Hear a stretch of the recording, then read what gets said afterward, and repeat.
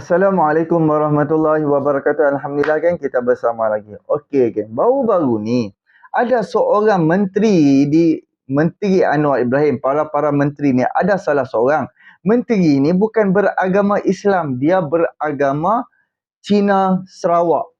Dia apabila dia macam menang pilihan raya mewakili GPS dan dia pun ada kepimpinan di dalam GPS dan dilantik sebagai menteri, dan hari tu kan berlaku pilihan raya Pelangai dekat Pahang. So jadi ada menteri ni pun datang kan ke pihak kerajaan bagi ucapan apa semua kan. So adalah sekumpulan geng-geng Cina-Cina punya ni meraihkan kedatangan menteri tersebut.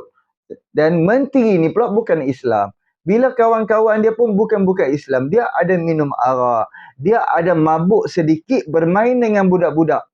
Jadi adalah orang ni tiba-tiba pi ambil video dia dan viralkan, dan sewaktu sidang parlimen depa menyoalkan kepada tindakan kelakuan yang dibuat oleh menteri itu.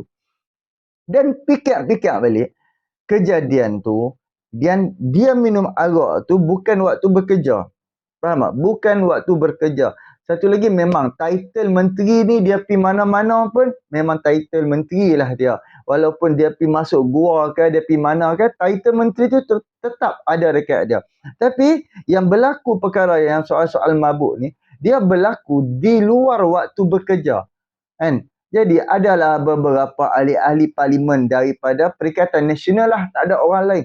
Dia nama dia Pertikaian Nasional. Dia nak mempersoalkan apakah tindakan dan juga pilihan menteri yang bukan beragama Islam tu.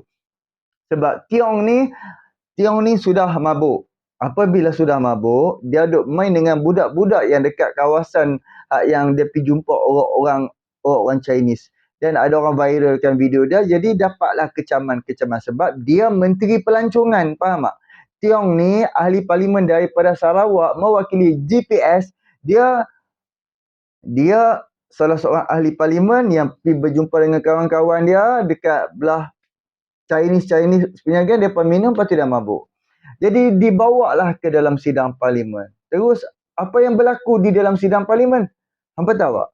Okey, jom sama-sama aku bawa dengan hampa bersama-sama, jom kita dengar apa yang diperkatakan oleh Iswadi dan cuba hampa fikir tengok. Sebab dia bukan Islam dan bukan sewaktu bekerja dan bukan di waktu bekerja. Dia duduk di luar kan. Dia duduk bukannya majlis rasmi ke, ada buat pelancaran ke apa, no, tak ada. Ini semata-mata mungkinlah ada kemah satu, lepas tu adalah orang-orang ramai duk bagi makan, lepas tu adalah beer situ satu. Tu pun puak-puak ni berjadi isu. Lainlah kalau dia tu orang Islam, tak apa lah kita nak kecam. Masalah dia bukan Islam. Tapi memanglah dia ni seorang kepimpinan, seorang menteri. Tak apalah, jom kita dengar sama-sama apa yang diperjelaskan oleh Iswadi Moni. Ambillah tindakan sewajarnya. Baik. Isu minum arak, Wan Saiful rujuk MP Kulai ke jawatan kuasa hak dan kebebasan.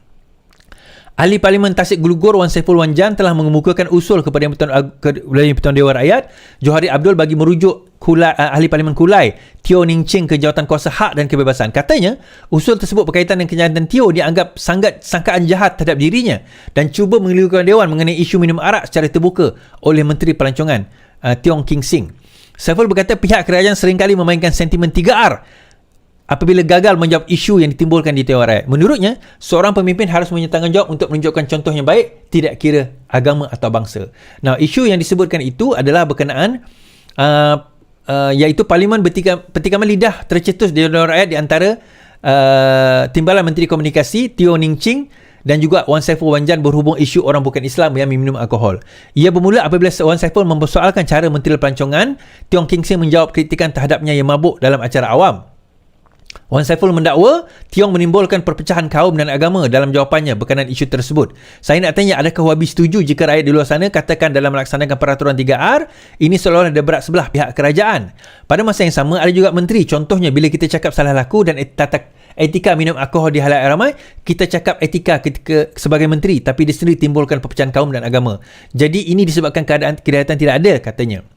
Wan Saiful dipercayai merujuk perbahasan Tiong di Dewan Rakyat minggu lalu di mana dia mengkritik soalan Parlimen PN yang membangkitkan perkara itu. Tio kemudian mencabar Wan Saiful untuk menunjukkan peraturan yang melarang menteri dan timbalan menteri bukan Islam daripada minuman beralkohol. Kalau YB rasa seorang bukan Islam minum arak melanggar tata etika, saya rasa KSN akan beri nasihat kepada menteri berkaitan. Mungkin YB boleh bantu saya. Bahagian mana dalam tata etika garis panduan kerajaan yang menyatakan sebagai seorang menteri atau timbalan menteri, walau kami bukan Islam, kami langsung tak boleh minum arak, katanya. Saya dah ulas benda ni tempoh hari. Saya kata dia bukan masalah minum arak tu satu hal.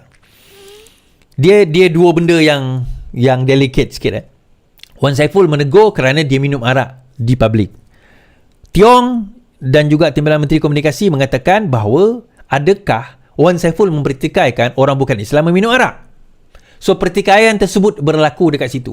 Persoalan tersebut berlaku dekat situ. Adakah Wan Saiful mempertikaikan orang bukan Islam meminum arak, terutama menteri dan juga timbalan menteri yang bukan Islam? Wan Saiful kata tak, dia mempersoalkan kenapa mabuk di khalayak ramai. Itu yang dipersoalkan. Now, soalan yang dibawa yang perlu dibuktikan oleh Wan Saiful adalah berkenaan dengan adakah mabuk itu dalam acara tersebut, sebab saya tahu dia bukan acara rasmi. Dia adalah kalau tak silap saya, Wan Saiful boleh bawa benda ni ke jawatan kuasa yang dirujuk tadi tu berkenaan bahawa dia adalah satu satu program rasmi. Setahu saya dia bukan program rasmi. Dia satu tanglung something, pesta tanglung ke pada malam di Pelangai pada waktu itu.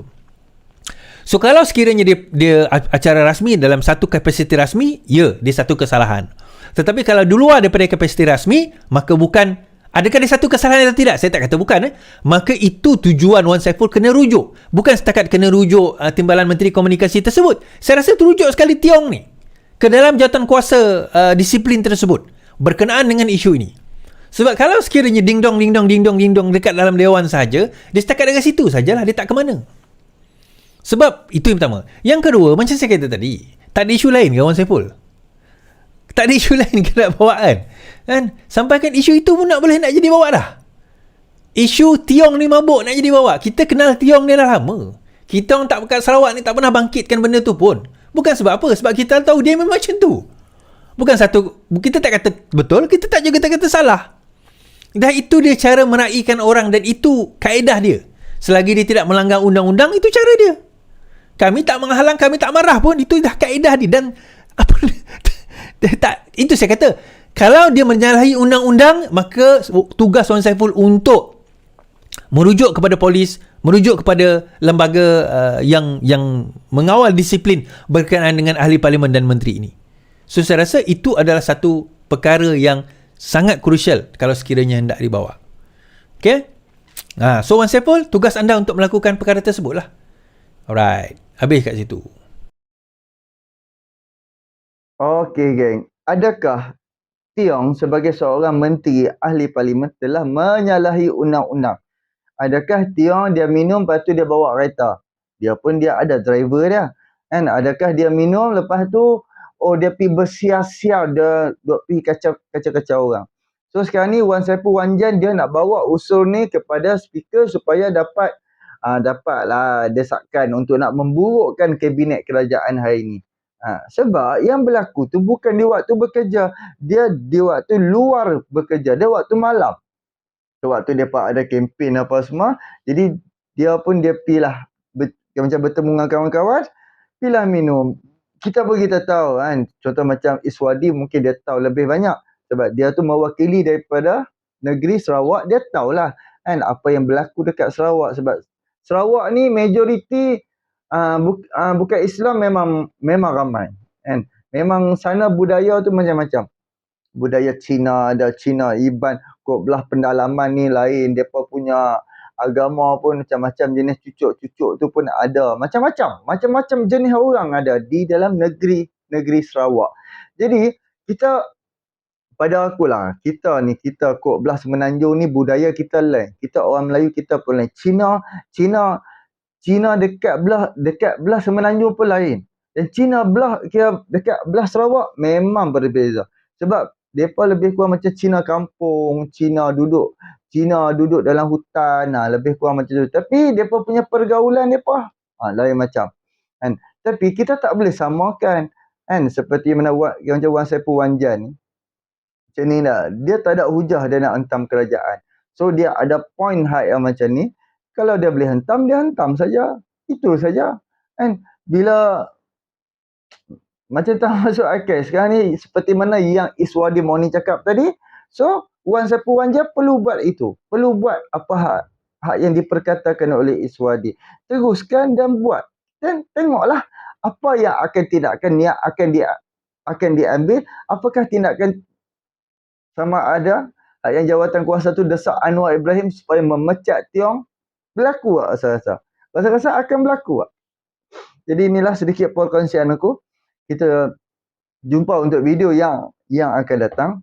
Jadi hampa perhatikan setiap tingkah laku kepimpinan hampa dan hampa nilai.